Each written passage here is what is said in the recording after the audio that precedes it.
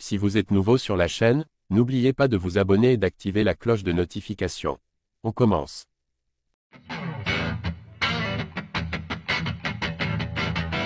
Daniel Warin, l'ancien entraîneur en chef de Benoît Saint-Denis, s'est exprimé après la défaite brutale du Français à l'UFC Paris.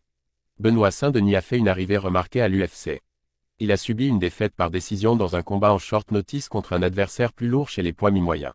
Par la suite, il a enchaîné des victoires spectaculaires dans sa catégorie naturelle, les poids légers.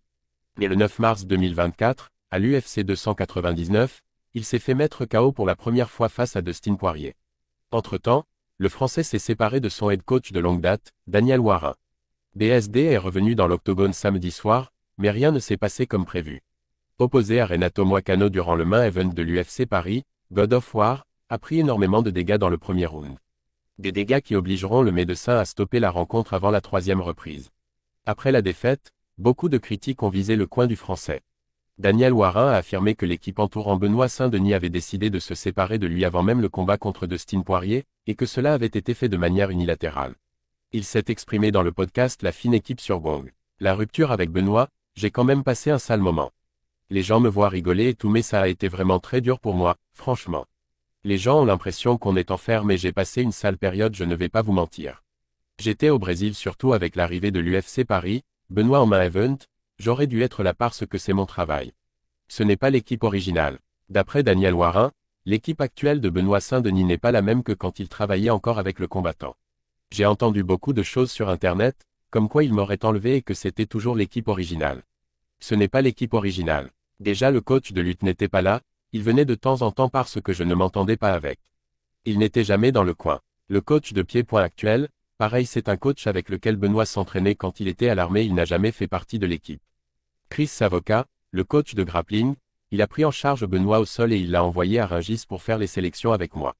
Et Chris Savoca, pendant toute la carrière de Benoît, il ne faisait que les Fight Week. Benoît habitait à Paris, lui à Bayonne, donc je ne l'appelais que pour les Fight Week.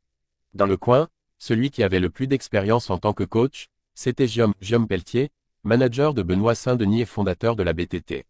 Il n'y a plus de retour en arrière. Daniel Warin a poursuivi, donc pour ceux qui parlent, j'ai pris en charge Benoît du début à la fin. C'est important de le dire. En tant qu'head coach, dans tous les domaines, même si je ne maîtrise pas le sol ou la lutte, je mets en place des situations qui permettent de renforcer chaque discipline.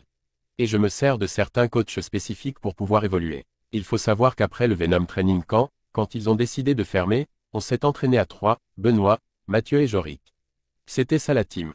L'ex-entraîneur d'Anderson Silva a ensuite répondu à la question que beaucoup se posent. Alors est-ce que c'est mort avec Benoît?